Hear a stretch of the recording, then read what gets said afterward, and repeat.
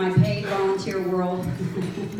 I make 100% of what she makes. So, Cindy Gerhardt is going to come bring greetings from the state, Florida State PTA, and as you know, we had a tragic loss recently, and so I think she's going to speak to her heart, and I hope that it does touch each of you as it touched me last night, minus the 5-letter words. Cindy Gerhardt.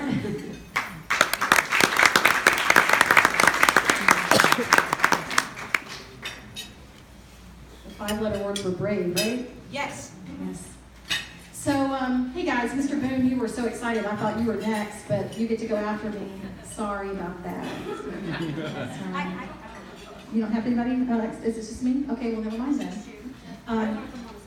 Is Mayor Hayward here? Okay, good. So I don't have to apologize for calling him dude last year. So, hi guys. So normally, for those of you who have been able to hear me speak before, you know I have to come in and be the funniest person in the room. Right, Mr. Thomas? Because I am the funniest person in the room. So needless to say, like Mark, where are you, Mark? Mark, he stepped out. Okay, Mark, then I can say whatever I want. Like Mark said, there's something that happened on Wednesday, on Valentine's Day, that made me throw my script in the trash because there was absolutely nothing on that script that I was feeling in my heart anymore because things changed on Wednesday. So my script went in the trash. I do have a piece of paper that there are some things written on. And I'll share those with you. But I want to talk to you about a few things. Michelle so eloquently explained to you why Founders Day is what it is. It's when we discuss and remember and celebrate who we are. We are PTA. We are PTA. We are the largest and strongest voice for children, not only in this country, but in this world. It's us. You're a part of that. You're a very important part of that. And last year, I remember telling you, you're not here by accident, because the next person that's going to wear my name tag, well, it won't be my name tag, because apparently I can't find mine, and I don't know where it is. But you don't need my name because your name, but the name tag that says President of the state of Florida, you're probably sitting in this room, because leaders come from this area. Right, Patty? Yes.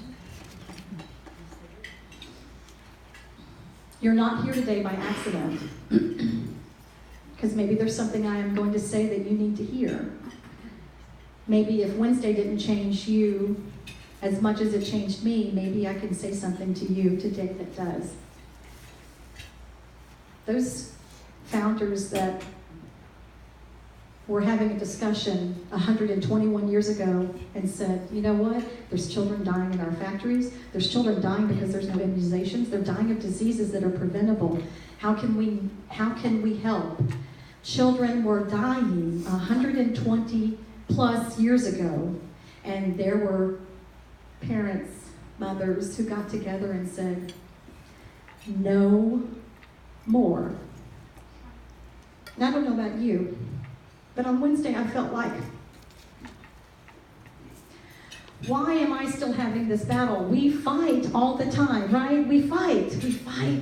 And at our school, in our district, in our county, at the state level, at the national level, we fight to say, hey, don't forget the kids, don't forget our children, don't forget education, don't forget the importance of mental health, don't forget the importance of counseling, don't forget the importance of nutrition, don't forget the importance of education, don't forget the importance of the lives of our children.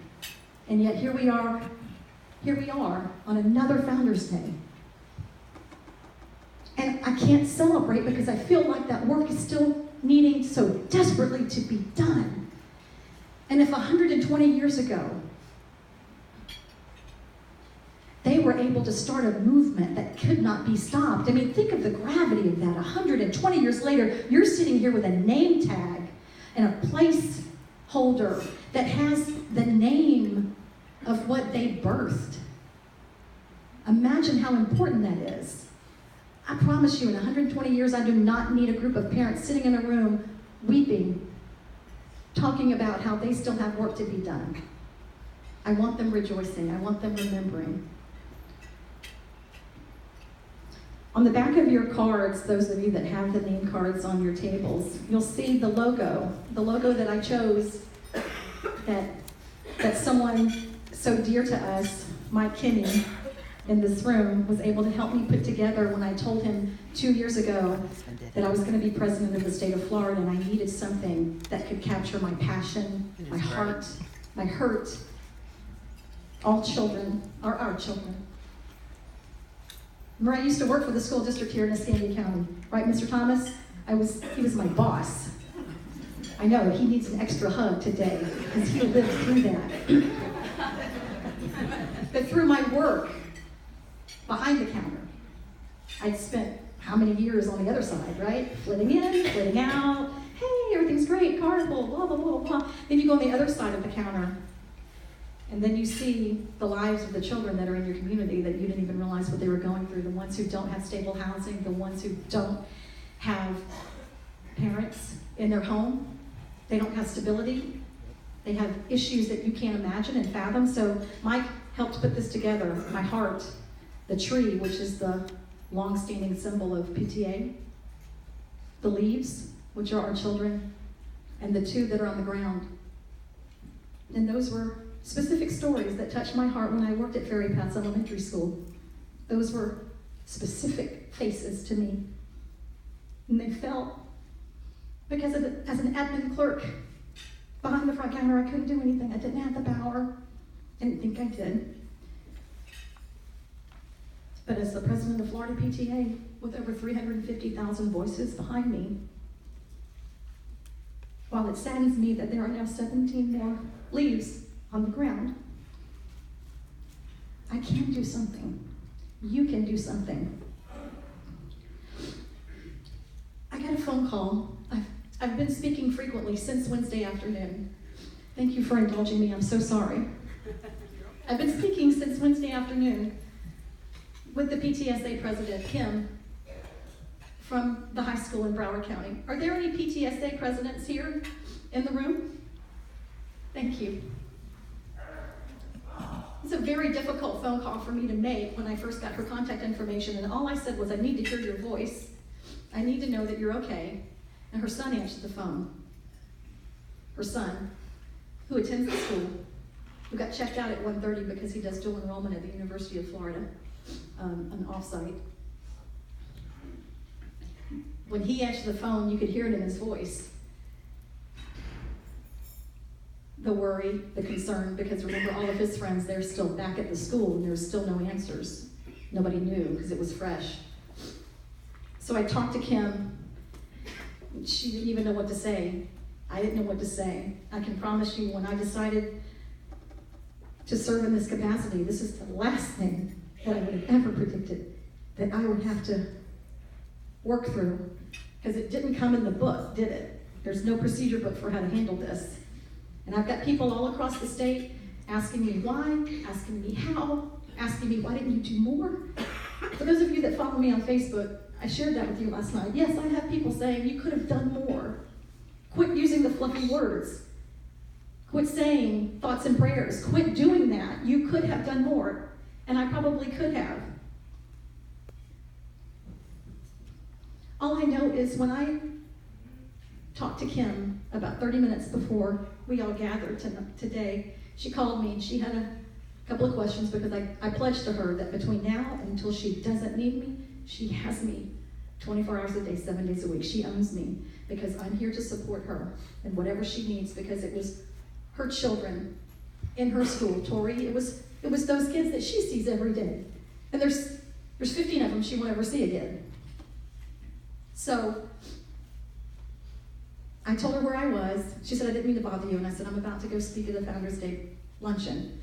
And is there anything you want me to share with them? Is there anything that you want me to tell them from you? Because what I've heard consistently is, I can't imagine. How many of you have said, I can't imagine. I just can't imagine. I'm a mother and a grandmother, I can't imagine. And she said, Cindy, and on Tuesday I couldn't have imagined, but now it's too vivid. make them imagine it. Help them imagine what it would be like if they said goodbye to their children in the morning. And that text message that I got that afternoon on Wednesday didn't say that there was a shooting at Broward County. What if that said that there was a shooting at Ransom Middle School? What if it had said there was a shooting in Escambia County? We can't imagine until it happens to us, until it touches us, but I have to tell you, it has touched me. What if there was a PTSA membership card in the wallet of one of those children? Or in the purse?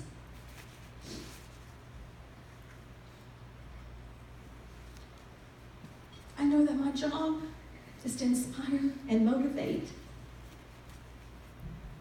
to always make sure that you know how much I appreciate you, the time, the effort, the heart that you give to children that don't belong to you, because I know you believe that all children are your children.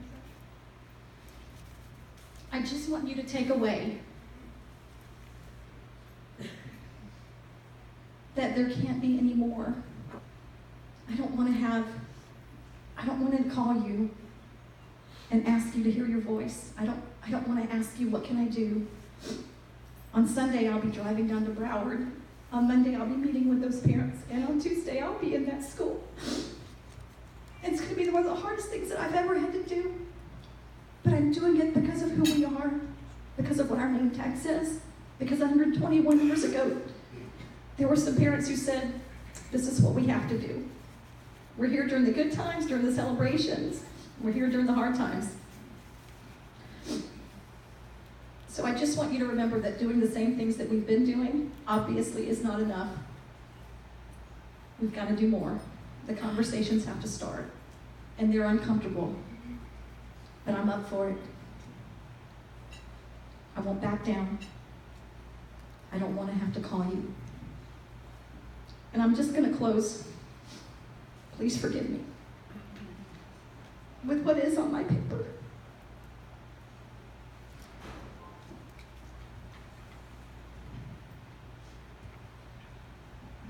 Before I do, this morning we decided that we were going to have a statewide candlelight vigil on Monday night at 7 p.m. We've allowed each county council president to decide where that's going to be and start organizing it. After I talked to you guys and Carolyn talked to you guys, I received a call from the national president. His name is Jim Accomando. Jim Accomando was the state president of Connecticut when Sandy Hook took place. And so when Jim called me on Wednesday, he said, Cindy, I know what you're going through, and we're going to get through it. And you can call me anytime, day or night. So today I called Jim and I said, Jim, we're going to have a statewide, every county in this state, I want us all to be collective in one place on Monday night. It's the night before those kids go back to school. So please, spread the word. Michelle's in charge of where. Jim said, Cindy, let's take it across the country. So hopefully, with his board approval, there will be a nationwide vigil Monday night, and every person in this country is going to be thinking about those children, our children.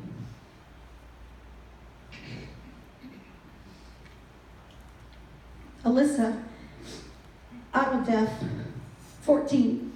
Scott Beagle, 35. Martin Angiano, 14. Nicholas Doret, 17. Aaron Feiss, 37. Jamie Gutenberg, 14. Chris Hickson, 49. Luke Hoyer, 15. Kara Logran, 14. Gina Montalto, 14. Joaquin Oliver, 17. Elena Petty, 14. Meadow Pollock, 18. Helena Ramsey, 17. Alex Shader, 14. Carmen Schentrup, 16. Peter Wang, 15. Thank you.